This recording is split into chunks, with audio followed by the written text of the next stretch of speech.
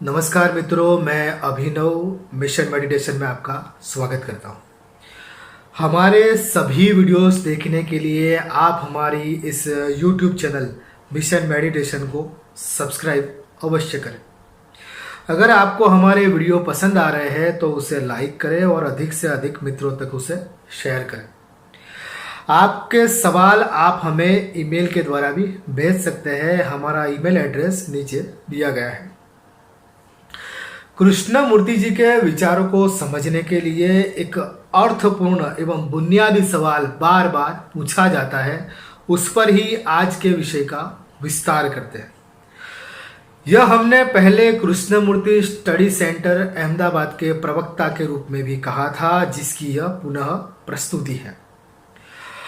मित्रों, कुछ लोग हमारे पास आते हैं यह फरियाद लेकर कि कृष्णमूर्ति को समझने में दिक्कत हो रही है।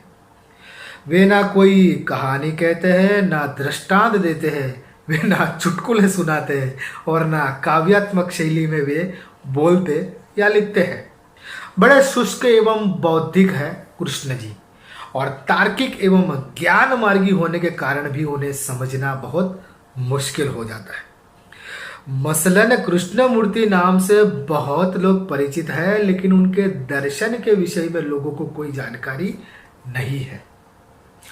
तो कृष्णमूर्ति अध्ययन वृत्त में हम इस प्रश्न के ऊपर सहचिंतन कर इस निष्कर्ष पर पहुंचे हैं कि कृष्णमूर्ति को कुछ इस प्रकार से समझा जा सकता है। यहाँ आमतौर पर लोगों को लगता है कि जेके एक आध्यात्मिक गुरु है, हालांकि खुद जिद्दू जी जीवन भर एक एंटी गुरु या अगुरु रहे, गुरुडम के खिलाफ बोलते रहे। उन्होंने कभी स्वयं को मिस्टिक या रहस्यवादी के रूप में व्यक्त नहीं किया, बल्कि उन्होंने तो अपने आप को एक धर्म विचारक शिक्षक के रूप में प्रस्तुत किया।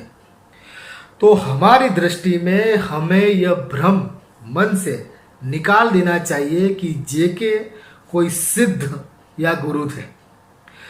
कृष्णमूर्ति को हम एक मौलिक दार्शनिक, एक स्वतंत्र चिंतक एवं एक मुक्त दृष्टा के रूप में ही देखे। अध्ययन वृत्त के सहचिंतन पक्ष में यह सवाल भी पूछा गया था कि कृष्णमूर्ति जी कहते हैं कि तुम खुद जानो, कुछ भी मान मत लो, सत्य क्या है इसका तुम स्वयं तटस्थ रूप से निरीक्षण करो।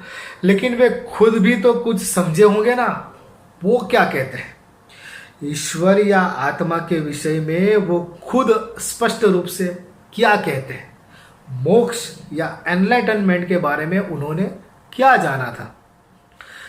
हमने चर्चा के दौरान खोज निकाला कि उन्होंने तो इन सभी विषयों पर स्पष्ट रूप से निष्कर्ष दिए ही है, और उन्होंने अपनी सत्य की निजी प्रामाणिक खोज के उस सारांश को भी हम सब के साथ साझा किया है। लेकिन उनका मूल रूप से कहना यह था कि किसी भी चीज को निरुपाधिक अवधान अर्थात तटस्थ निरीक्षण में देखकर खुद जानना ही तुम्हारे लिए महत्वपूर्ण है। ऐसा नहीं कि कृष्णमूर्ति अस्पष्ट है और उन्होंने निष्कर्ष नहीं दिए। वो हर सवाल के साथ एक यात्रा का आरंभ करते हैं, और अगर हम उस संवाद की यात्रा में उनके संग सही में सम्मिलित हो, सचिंतन में सही रूप से सहभागी बने, तो जो निष्कर्ष निकल कर आता है वो हमारा इकट्ठा प्रयत्न से निष्पन्न निष्कर्ष होता है। वह कृष्णमूर्ति का निष्कर्ष नहीं रह जाता, वह तो उन सब लोगों का निष्कर्ष है जिन्होंने सत्य की इस प्रामाणिक खोज में हिस्सा लिया था। मैं यहाँ कृष्णमूर्ति अध्ययन वृत्त के प्रवक्ता के रूप में जे कृष्णमूर्ति के सत्य दर्शन को प्रकट कर रहा हूं, जिसमें कृष्णमूर्ति सहचिंतन की इस पवित्र यात्रा के तहत जिन निष्कर्षों पर हम पहुंचते हैं उनका उद्घाटन किया जा रहा है। यह यूनिवर्सल ट्रूथ, टाइमलेस ट्रूथ अर्थात सार्वभौम सार्वजनीन सत्य है, सर्वकालीन चिरंतन सत्य है। हम आपको कृष्णमूर्ति के दर्शन का सार तो कह देते हैं, लेकिन इन्हें रट मत लेना। इसे सिर्फ कृष्ण मूर्ति जी के दर्शन को स्पष्ट रूप में समझने के लिए यह साझा किया जा रहा है, यह ध्यान में रखें। इन निष्कर्षों को मान नहीं लेना, वरन इन्हें कृष्णमूर्ति की किताबों या वीडियो में जिस डायलॉग या संवाद की जर्नी या यात्रा से निकाला है उसका सूक्ष्म अध्ययन करने की प्रेरणा के रूप में हम यह सत्य आपके साथ साझा कर रहे हैं, यह भी स्मरण रहे। कृष्णमूर्ति किसी शाश्वत तत्व, नित्य ब्रह्म तत्व, परम तत्व या ईश्वर में नहीं मानते थे।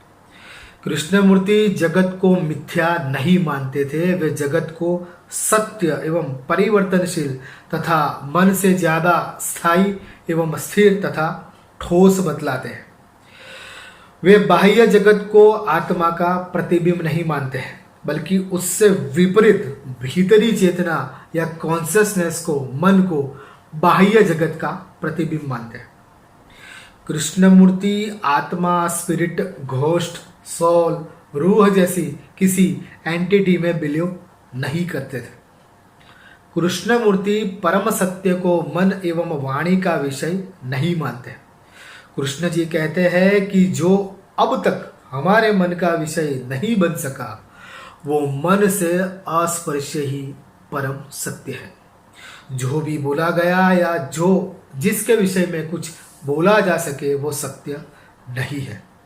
सत्य की खोज में असत्य ही खोजे जा सकता है, जो शेष रहता है वो ही सत्य है।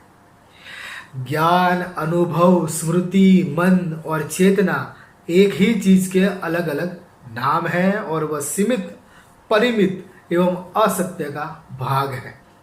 शांत मन अनंत को पा नहीं सकता। ना जानना, ना प्राप्त करना, हार जाना ही सत्य है। ये कृष्णमूर्ति जी की लिखी किताबें और उनके वार्तालापों के YouTube पर उपलब्ध वीडियोस में आप इन निष्कर्षों तक जेके हमें कैसे ले जाते हैं, उस यात्रा का आनंद उठाए, जहां वे कहते हैं, गुरुओं, ग्रंथों एवं पंथों तथा इनके दिए साध्यों एवं साधनों से मुक्त होकर स्वतंत्र रूप से स्वयं के भीतर से उठे उत्तरदायित्व बोध के तहत और स्व अनुशासन के आधार पर जिए।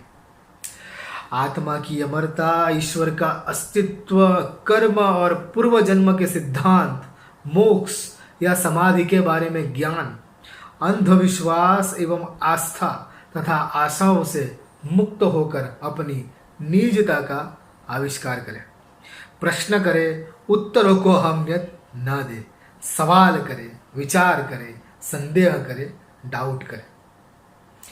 ना बाह्य जगत में किसी अथॉरिटी का स्वीकार करे, न स्वयं के अनुभव और ज्ञान को प्रमाण बनाए।